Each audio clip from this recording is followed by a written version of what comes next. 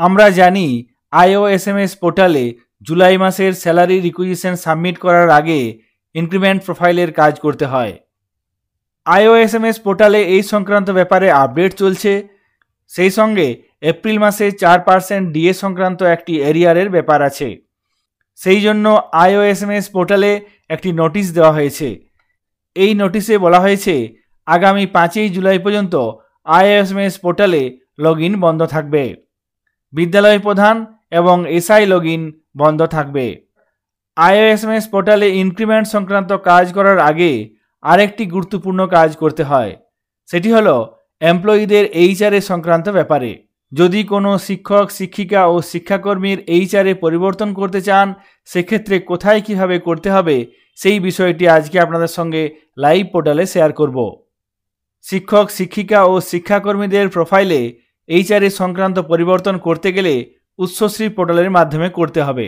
সেই জন্য আমি এখানে উৎসশ্রী পোর্টাল ওপেন করে নিয়েছি। উৎসশ্রী পোর্টাল খোলার জন্য লিঙ্ক বাংলা শিক্ষা পোর্টালে দেওয়া থাকে, তাছাড়াও আইওএসএমএস পোর্টালে দেওয়া থাকে। এখানে আমি উৎসশ্রী পোর্টাল ওপেন করে নিয়েছি। তারপর এখানে ডান দিকে লগ ইন অপশানে ক্লিক করব। তারপর এখানে ইউজার সিলেক্ট করব। ইউজার নেম, পাসওয়ার্ড এবং ক্যাপচা কোড দিয়ে লগ ইন করব। এখানে আমি নির্দিষ্ট user ID, password, captcha code এবং মোবাইলে আসা ওটিপির মাধ্যমে উৎসশ্রী পোর্টালে লগ ইন করে নিয়েছি। এরপর কোনো শিক্ষক, শিক্ষিকা বা শিক্ষাকর্মীর যদি এইচআরএ পরিবর্তন করতে চান, অর্থাৎ সেক্ষেত্রে আপনাকে এখানে স্পাউসের এইচআরএ পরিবর্তন করতে হবে। জুলাই মাসে ইনক্রিমেন্ট হয়, তার ভিত্তিতে এইচআরএও পাওয়া যায়।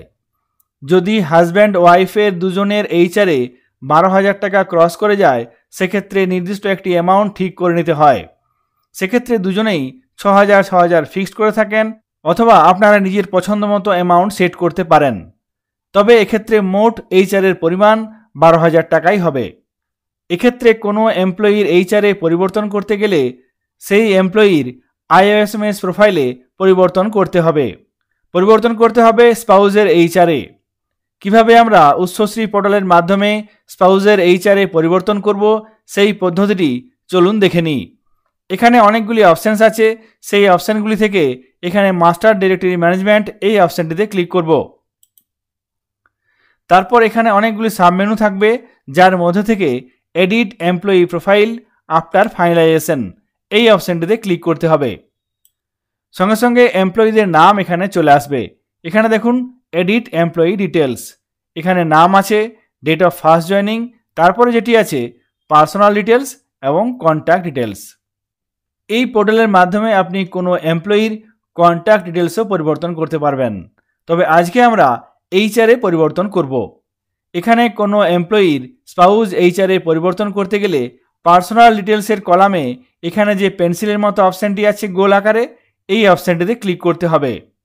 এখানে আমি কোনো নির্দিষ্ট এমপ্লয়ির স্পাউস এইচআরএ পরিবর্তন করব, সেই জন্য এখানে এই পেনের মতো অপশানটিতে ক্লিক করব।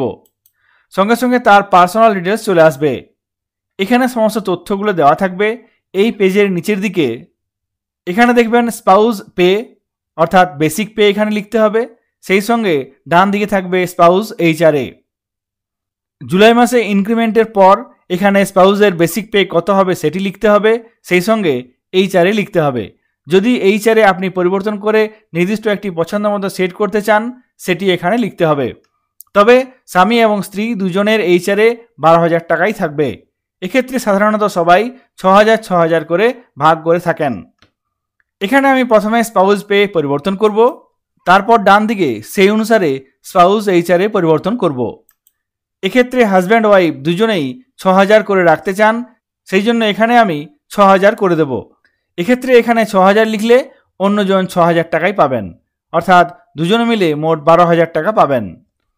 এখানে আমি 6,000 ফিক্সড করে দিলাম, অর্থাৎ এরপর থেকে স্বামী স্ত্রী দুজনে মিলে 6,000 টাকা করে মোট 12,000 টাকা এইচআরএ পাবেন।